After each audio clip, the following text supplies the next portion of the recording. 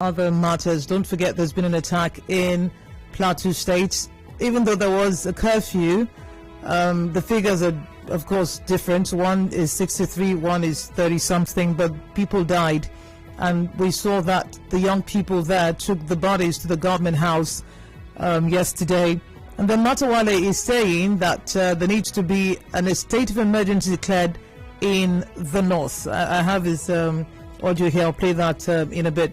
But let's get to Efe Wanogho, who joins us via the phone this morning. Good morning, Efe. Thank you for your time. Good morning, Efe. Yeah, good morning. Good morning. So let's start with the Nigeria Defense Academy. I mean, I'm not even sure I can find the words to describe how I felt and the feedback that we've received when the news broke that it was attacked and 2 officers killed and 1 taken away. Up to now, we're not sure about that one, although, because one report said he had died, another report said, you know, he was okay. But you've been to the Nigeria Defense Academy environment before. Tell us how porous it is or how secure it is. Well, I was terribly surprised. I was mortified. The Nigerian Defense Academy is the prime defense academy of the university status that you have in the country, and has churned out officers of very high caliber officers for several years, for decades now. Now, with regards to the porosity or otherwise, it's not a place where you can stroll in. You know, all kinds of checks are had, and before they grant you access into the environment. And from the information that is in the public domain, it did not appear to me like it suffered an attack, you know, as per the entrance.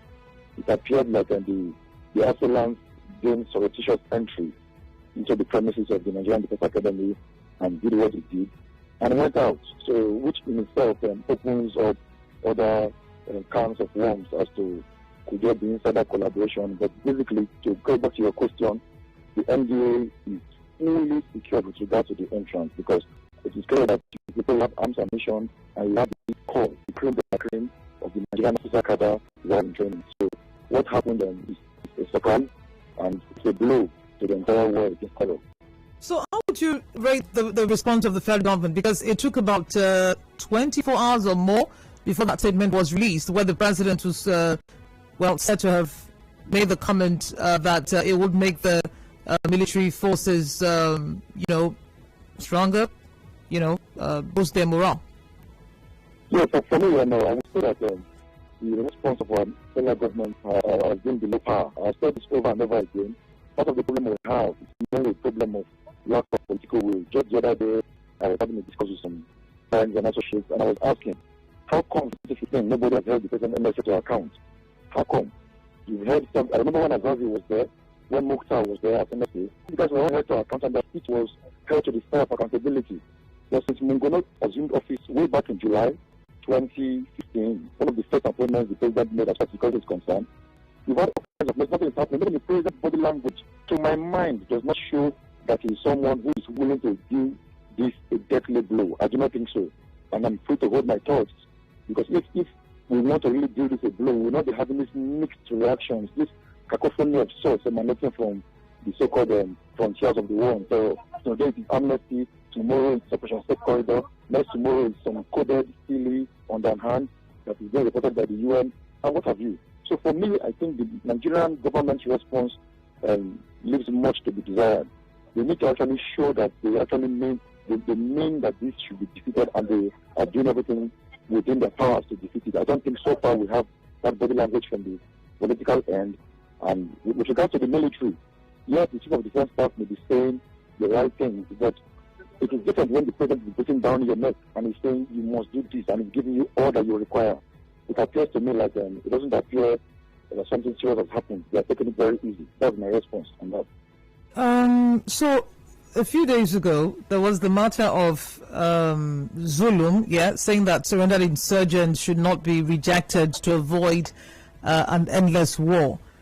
So on one hand, we're having increased number of attacks taking place. On the other hand, we're having the government saying that they will embrace repentant insurgents. How would you respond to that? I think it is clearly ironical. It is absolutely an irony. That's why we are sending mixed signals to the world. to the Nigerian citizenry and to the international community. I was speaking yesterday as well to some friends and colleagues, and I said, how could you, for instance, have people who stole GSM handsets in prison yard? You have people who fought in prison yard. You have people who have some civil issues in the prison yard. But you have people who have killed Nigerians, who continue to kill. It's not like they killed, and there is now a large-scale case of prisoners of war that have been rehabilitated. But they continue to kill Nigerian soldiers, Nigerian military, ordinary Nigerians, and yet you say you are granting amnesty. What do you mean by that? You say you are granting some state corridor, and tomorrow they go back. We've heard cases where people who have been released before, supposed repentant Boko Haram people, will finally get back again and carry out more damage. It's in the news, in the public domain. So why do they continue to do that? This leaves much to be desired. There is more to it than meets the eye, in my opinion. It is mixed signals. Human will tell you that he's not happy with what they're doing, in Borno State, and tomorrow he will tell you that the federal government is doing everything that he should do. That is one man that you would have thought that would be a very forthright person. But when it comes to apportioning responsibility on the Boko Haram issue, I think he's missing it. For whatever reason. I don't want to input motives on him, but he's clearly missing it. Because I do not think we are doing what we should. What about the service chiefs? Because at one point, that was the loudest call by Nigerians. It seemed as if the answers were with the service chiefs. Now they've been changed. They're new ones now. And it looks as if it's business as usual. Yes, it appears to be business as usual, and without taking everything into cognizance and factoring everybody's position. Service chiefs can only function as much as the commander-in-chief push them. That's my own take on it. Whereas there was some minute change, if you like, as soon as the service chiefs were changed, chief of defense staff and the new military guys. But the truth is that it is the person who gives direction. There's something called in the security and intelligence circles called the cycle of operations or cycle of intelligence. It begins from the person who's giving you the marshal, who's telling you that this is how you have to move, this direction is given to you, this is operational order, this is operational plan, this is what he aims to achieve. So if you have the commander-in-chief, who is the number one as far as the military is concerned, is the one who determines whether the service chief are succeeding or not. Remember that when we had the General Boyatare and his like, the president never saw that they were doing badly. He always said that they were doing their best. It took a lot of public outcry on a program before the president caved in. In fact, they even exceeded their time of retirement. So to the commander-in-chief, they were functioning as they should. So this is what I'm telling you, that we have different publics and different perceptions. So it is unfortunate that the person who should feel it the most thinks everything is okay. Because that's why service chiefs to have said the one they did before they left, speaks volume. So whereas we are crying that things are going wrong, it appears like in the political circles in Aso Rock, they think everything is okay. And that's the problem. But a lot of people who are... Okay, so someone was saying that perhaps when the governors visit the president, that they tell him something different. So do you think that there might be a communication gap? Because we've seen different governors visit at different times. The only person who's claiming that he's not been able to get access is Autumn, and the president actually took time out yesterday to respond to him. But do you think there might be a communication gap here? I think not. I think the president, the governors that you see speaking that they speak general is where they tell the president what he wants to hear. Recall that at different times the president has told the governors that they should take responsibility of security in their state. And we know that practically speaking, constitutionally speaking, that is not practical. They do not have the means to do that. The constitution does not empower them. Security is fully saddled within the coffers of the federal government. That is the position. So to kind of outsource your functions to the governors, it's a no-no. And those governors who try to be political, it's unfortunate, because if you recall, during the period of President Jonathan, we never had such responses from the governors today. We never had. Everybody was shouting and screaming. Take Governor Erokai, for instance. When was the last time anybody heard him criticize the federal government and what is going on? Clearly partisan. So even those who were in the PDP, who were started APC, you can see that there is this political direction, political influence. People are trying to be politically correct. Otherwise, you are seen to be disloyal. That is the problem we have. So I don't think there's a communication gap. I actually think there is a void on communication. That's what I think. Okay, so some people have looked at the actions of they call them bandits, but they are clearly terrorists, attacking a helicopter, bringing it down.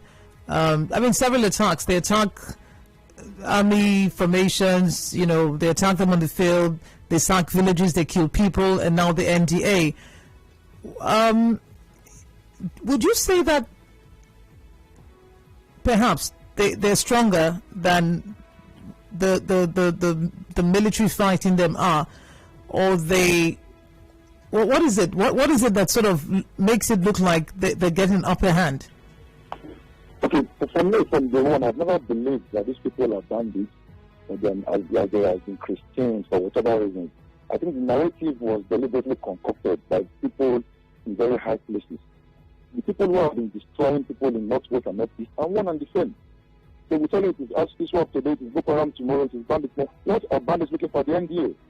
It is terrorism, plain terrorism. And I think that these people are being enabled by our inaction, inertia, and in some cases, high complicity.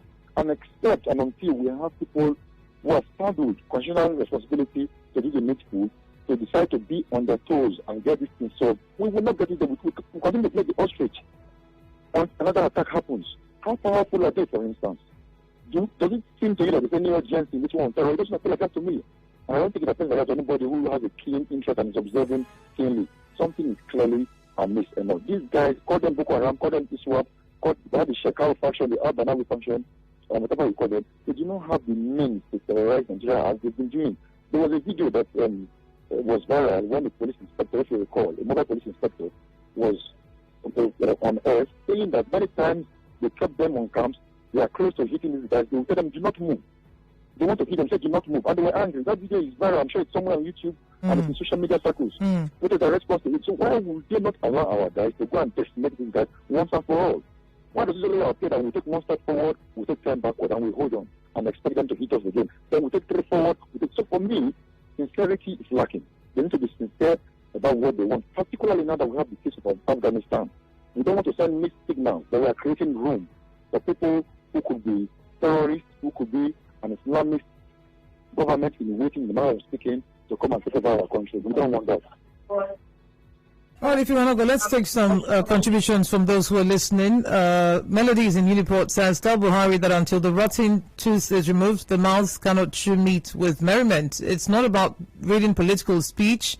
Prove you're being a general. In my days in Kaduna, we usually take refuge in NDA and Jaji during crisis. Where's our refuge now? NDA is metaphorically the sacred mother hen that ought to hatch the golden eggs of our intellectually sophisticated modern defense manpower. It is our military ivory tower where modern intelligence warfare is taught. If untrained and illiterate bandits could overrun this place like this, what then is the hope of our future military manpower? Good morning, Eno. This jihad war in Nigeria is 90% completed. They're in every security institution in Nigeria. What happened in Afghanistan is almost here. Don Tito Liano from Rumaholu. Michael says, I've been wondering in the past week what exactly Mr. President meant when he talked about the next level after he was sworn in for the second term. Since after that time, everything that was bad has really gone worse. It has reached our almighty NDA being attacked. Soldiers killed, some kidnapped, and the president says it's a morale booster. Excel, we're in hot soup, and it's very sad, considering how we started with this government in 2015. An attack on Boko Haram is an attack on the north, so said President Buhari. How do you expect someone with such disposition towards Boko Haram to deal decisively with the terrorists? Benjamin says, if gunmen will enter the Nigeria Defense Academy, I wonder where they will not enter in this country. The government has failed, the security agencies have failed. Nigeria is in a quagmire, but may God Almighty help us. Again, God is helping those in Afghanistan right now. Perhaps you wait your turn. And now, good morning. Before the attack on NDA happened, an insider was much aware of the attack. The government is incompetent. Honestly, thank God sent that in.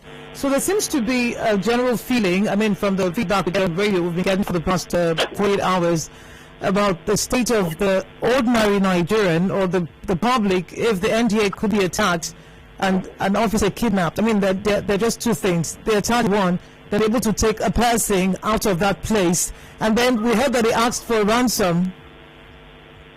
So what should the ordinary or the regular or what should Nigerians be feeling right now?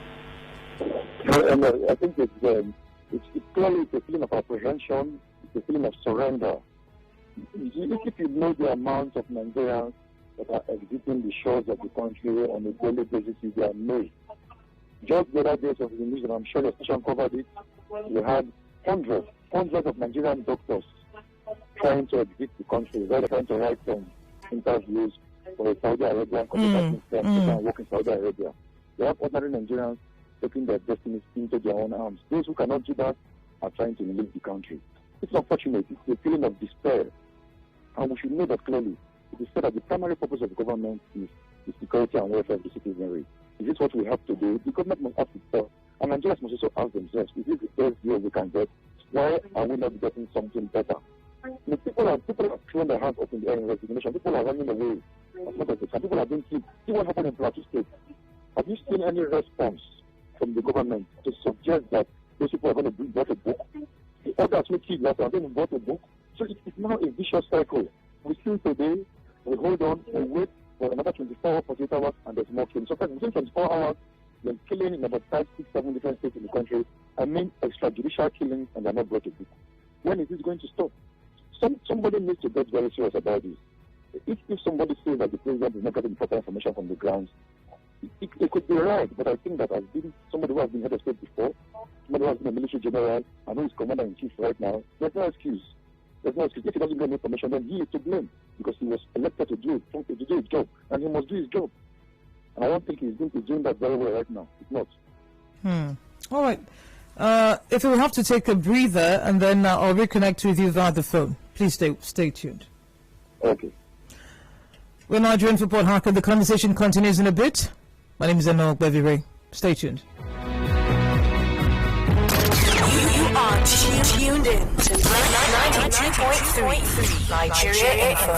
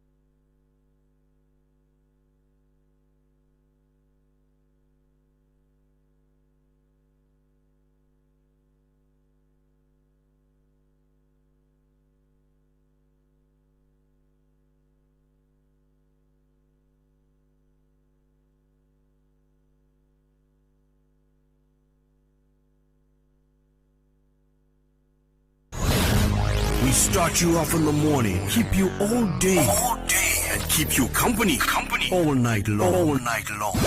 We are 92.3 Nigeria Info.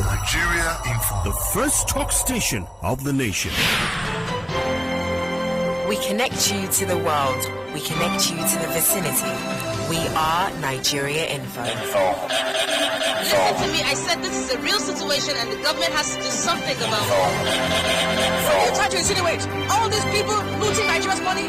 This is Nigeria Info, in the heart of Nigeria. 92.3. We are Nigeria Info. This is the Morning Crossfire on 92.3 Nigeria Info. Thank you for staying tuned. If Wanogho joins me back on the phone, we're looking at the NDA attack and some security issues nationwide, but most of it happening in the middle belt and the northern part of the country. And we had the governor, Mata Wale of Zamfara State, I believe, saying that a state of emergency should be declared in the north. These are his words. If these bandits can have the heart to go off to NDE to kidnap and army officers, I think the northern Nigeria has to be declared a state of emergency on security. Because if from Zamfara to Sokoto cannot be accessed, we are in trouble. So this is not the matter of politics, but it was unfortunate here in the north. Particularly some politicians are happy with what is happening because what they think is it was when people being killed that they may have some way to come out and campaign. All right, those were his words. He spoke yesterday. This matter of declaring a state of emergency, FA, has it been abused or underused? Well, with regard to state of emergency, if I heard it correctly. Yes. So far, we have not resorted to it. One would have thought that since the last time we had state of emergency was when President Jonathan was in power, when we had emergency in Yobe, Borno, and Adamawa Yes. to recollect. And many people will even tell you that was not full emergency. So we're looking at the democratic establishment and being upturned as was done previously. So we're looking at a full martial law, so that the security agencies have a free hand to do what they need to do. The one would have thought that a place like Kaduna, for instance, places like Katsina at different times, when you have Yobe and Borno, would have at different times had emergency of sorts. But I think it has been underused. We've not resorted to it. We don't even know how to go. We don't know the body language that we are getting in that regard. But for me, when certain things happen and it becomes a trend, you need to take a more focused and methodical approach to tackle it. So now we keep on having, I think, it's knee-jerk. You know, we would have expected that we have this response to the war on terror, or to the terrorism going on in the country, go out simultaneously, perhaps at different frontiers. And I was just thinking to myself, if you need, for instance, to be an element of the emergency, so conscript more people into the military, take away some of the roles that used to prevent people from joining the military, for instance, get more people involved, stringent training measures, partner with foreign powers to train the military, and deploy them as quickly as possible, and then partner with the foreign powers to get more arms and ammunition, go and convince them, at the State House in the US, the UK, and other powers that supply you weapons and equipment that you need, because you're in an emergency situation. But I don't think we have that yet. I've not seen us acting like there's an emergency that has not been declared, and in action too, there's nothing to suggest. By the way, lives are still being lost. So my take would be that maybe they don't just care, like Michael Jackson would say. They don't really care about us. These lives keep getting lost. We seem to be inured now to this issue that's going on. Just as when Boko Haram started, any little news of a breach, security breach, or a killing or a blast, everybody is like in awe. What's going on? Everybody is shut up. But now it's just a normal thing in the news. It appears that we have been fully dehumanized. We no longer care. So I think that it will not be out of place for state of emergency to be declared by the government, and not just to declare it in name alone, but to do everything that will align to show that we are truly in a state of emergency to handle the security issue, because this cannot be an endless war. It cannot be protracted. It cannot be fought throughout 2 tenures. Jonathan started it. He almost had it done before he left when election was shifted, and President Buhari came in. It appeared for the first 6 months to 1 year that he was doing something, and now we are back to square one. This cannot go on forever. Okay, so this matter of equipment, some people have said that's not what we need right now, that we need more intelligence gathering. And, someone asked the question yesterday, so where's the DSS in all of this? Where's our intelligence? I mean, officers. Our security and intelligence agencies have become heavily politicized. They serve at the pleasure of the commander-in-chief and the president. Some of them listen to the body language before they act. Somebody said something yesterday on one of the TV stations, the retired naval commodore. And he said there is no intelligence that the DSS doesn't have. This man was in the Defense Intelligence Agency, the DIA, and he worked at very high levels. He said it on national TV, but there is no intelligence that the DSS doesn't have. So it's one thing to have actionable intelligence, it's another for the consumer of intelligence, which is the government of the day, to respond appropriately to the intelligence that you have. So you could pass intelligence to the authorities that should act, and they decide not to act, or they decide to even stifle action. But better decide that don't give to you what you require. And when the way the country works, for certain actions to be carried out, you need the express say so from very high quarters, maybe at the level of the Chief of Defense Staff or the NSA with the clearance from the president. If that doesn't happen, then you do not act. And that's how our military and security agencies, paramilitary, have been structured over time. So for me, I don't think it's a lack of intelligence. Yes, you could say that we are not deploying the intelligence assets properly, but I also think that we are not using intelligence assets that we have as we should use them, and we are not also using intelligence that we have. I think the DSS is a prime intelligence organization, and they have their men all over the place. They may be very short-staffed, undermanned, but I don't know if they are making a case to have the appropriate numbers. I do not know if somebody has gone to Mr. President and said, Mr. President, I need X number of men to work. If I cannot work with them, then I better leave office. Or somebody is just staying in office and waiting until his tenure elapses and it goes away. So we need things to be tailored properly to the proper direction for us to be able to label them correctly. So far, I don't think it's a lack of intelligence. I think intelligence is not being used as should. We are basically looking, the man described as the center of gravity yesterday. So we keep on chasing straws, chasing Super Tucano, chasing what about the sponsors? What about the sponsors of the criminality? Assuming I was to be a starter for Boko Haram and you take me out, how many other fighters are you going to take out? Well, take out the sponsors, cut out their financing, cut out the source of arms and ammunition, and they're home to dry. So we're not fighting the battle or fighting the war the way we should go about it. Take on the sponsors, collaborate with foreign powers, use your actionable intelligence properly, deploy it properly, and the country should actually be in a state of war because we are. But it is not being done, unfortunately. All right, let's take some calls at this time. 0817-923-0002, 0817-923-0003, 0817-923-0009. We're live on Facebook at Nigeria Info PH. Feel free to drop your comments there as well. We've got Zion calling from GRA. Let's have him come through. Zion, good morning. Good morning to you. The truth is this. All the security apparatus in Nigeria have been compromised. And the only issue these people have is to conquer the northern part of Nigeria and not the southeast. That's not their problem. Are you also aware that we were told this morning that the team in charge of the CCTV cameras, they were not in their workroom, nobody was there? And I want to ask Enigma, in your studio, where some of your AODs are not around, you bring in somebody to cover up. Please stay until this person comes. How come the Nigerian army cannot do the same?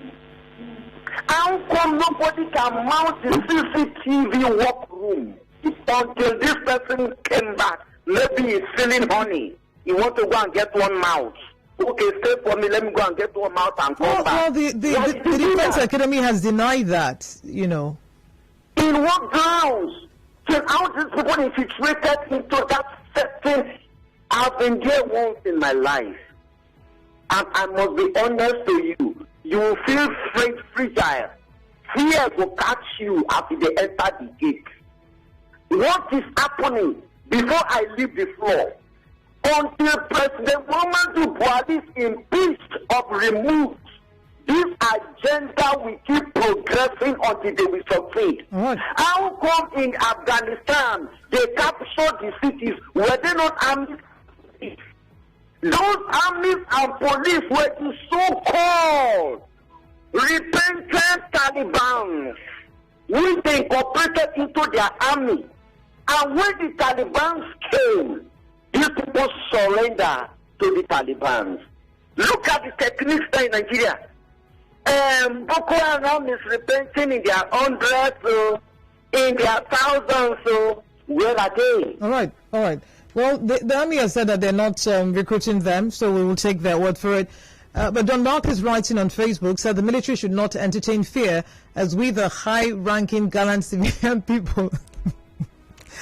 Oh, you people don't even have chill. We high-ranking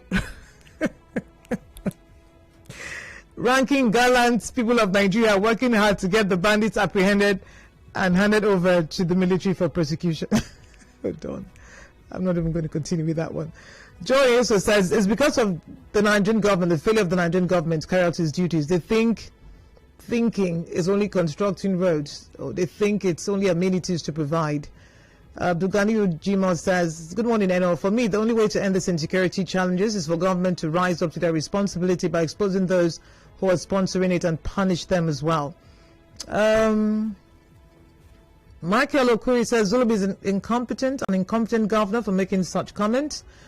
Igbe Izeo Morige says, ever since I read about the attack, I've not been able to put one or two things together because I've been in that facility and it's security tight. So I'm still in shock at how they managed to gain entry and committed such a huge crime without confrontations from our top military and forces around that facility.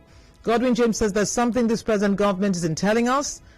The insecurity started as a result of dispute among themselves. Beniza Nta says the media should help in intelligence finding and exposing the evil behind the scene without fear.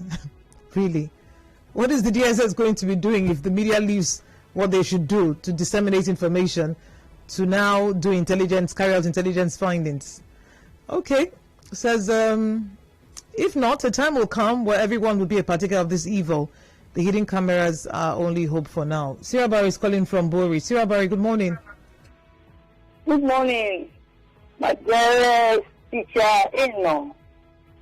It is very, very, very pathetic that in the news I had when they said the military was defending that it was because of how much they have striked the Boko Haram, the bandits, and the terrorists, that I know. That's why they now have to come to the territory. And that is not right. I won't accept that with them. It was because they have failed, they not be able to attack, whether they have come to their own house. If somebody come to my own compound now to be, you know what will happen to that person? It is going to be worse than when we are in the marketplace. So the fact that one is not good, something is really wrong, and everybody should not begin to look for blame game, because this insecurity did not get to this state because of the present administration. Everybody here, the police, everybody, they have their intelligence. They have every information to deal with these people. But they are incapacitated. I don't understand, because within them, they are the Boko Haram. Within them. But now, kidnapping, everything is that. It's everywhere. The security people cannot do anything. Ireland is not even have a want to stand the one that you are holding up. I mean, I'm holding Mark 7 or what they call it. They don't know their names. How can you face me? Okay, so Sarah Barry, with all that's happened, how do you feel as a Nigerian? Do you feel safe? Or do you think that perhaps the North is far? And you say because you have not gotten to me? It is around me. I am correctly safe. What about my neighbor? I am not safe because me too, I'm in Delima. You go out every day, you pray if you can even come home, because stray bullets can come from anywhere. Nigeria is not safe. When they say we are churchy, they say we are religious. I think that's the only what is keeping us now. Everything is already for us. Seriously. All right, David West is calling. All right, David West is calling from Yanagua. David West, good morning. Good morning, Madam Eno. Sincerely speaking, this madness has to stop. These killings every day, it must stop. For God's sake. And I would not agree at any given point in time that the Nigerian army is recruiting the so-called repentant Boko Haram terrorists into the Nigerian army or any of the security formations. I would not agree to that assertion.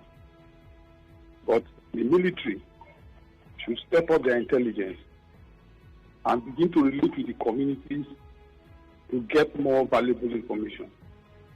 Everywhere is problem, one killing or the other. For God's sake, if we kill everybody in Nigeria, will Nigeria still exist? When you say killing, who is killing who? You can't say if we kill. I mean, there are people whose job it is to kill, to ensure that, everyone else is safe. So when you say killing, we're killing each other. What does that even mean? Yeah, what I exactly mean is the bandits that are killing the people, are they not from Nigeria? Okay. The terrorists that are killing, are they not from Nigeria? Then outside the terrorists and the bandits, in other parts of the country where you have communal clashes, where you have header clashes, where you have kidnapping, where you have armed robbery and what have you. We are Nigerians. These crimes are being perpetrated by Nigerians. So when I use the word we keep on killing ourselves, it makes no sense. All right, the person you kill today is your brother or your sister. Well, I'm sure your thoughts in that line would have a different, outcome. I mean, even the Taliban and others, some of them are operating in their own countries. Ima is calling from HA. Good morning. Yes, good morning, Ima. Let's hear you. Let me use Afghanistan as a point of reference. America withdrew their troops, their soldiers, about 2 months ago. And the reason was that the Afghanistan citizens relaxed and didn't want to do anything or to confront their government. That is what we are also doing here. The citizens have kept quiet. Instead of going on general demonstration for the government to know that we are not happy of hundreds, every day, thousands every month. See, any person that plays with crocodile will see himself being eaten up. The Taliban have gotten to the point of going to Nigerian Defense Academy. I want to ask you, my sister, by penetrating and kidnapping and killing a general, do you think that this nation has not been captured by the unknown government? Let them act fast until delayed. Thank you, I know. Thank you, Emmanuel, for calling. Some messages on WhatsApp, then we wrap this up. If you want to have to run, thank you very much for your time. This one says the government is more interested in fighting those who are advocating for good governance than fighting the terrorists. Hello? Yeah, good morning. Good morning. This is Mr. ID. Okay. Am I on to Nigerian Info? Yes, we are. All right. I want to contribute as regarding the recent attack on the NDA platform yesterday also. Go on, sir. Okay. Now, when you look at the body language of the presidency, you understand with me that the presidency is aware of this attack.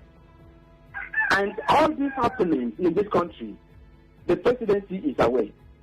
They cannot keep on deceiving me that they are not aware.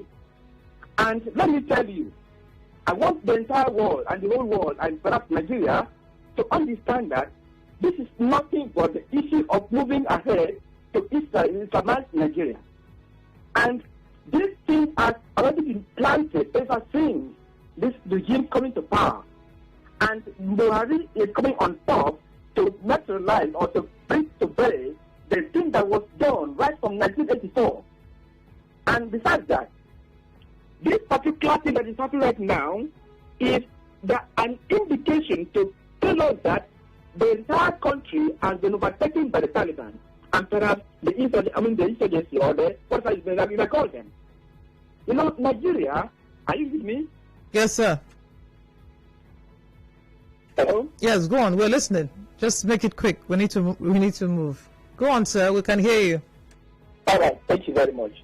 You know, Nigeria is a country that we were yesterday so happy to live on. Like what is happening right now. Because of the quest for power. I want to be this, I want to be that. And I will not, I permit me to say that I will keep on blaming the leaders in the South and the Southeast. Look at what is happening. How can a whole NBA be attacked by insurgency or bandits? All right. It's unbelievable. All right. Unbelievable, but here we are. And the presidency has a short of security, and the army has set up an inquiry into what has happened at the Nigeria Defense Academy in Kaduna State. My name is Wanogho. We have to draw the curtains here. The conversation continues online on our Facebook page at Nigeria Info PH and on our website www.nigeriainfo.fm. Good morning.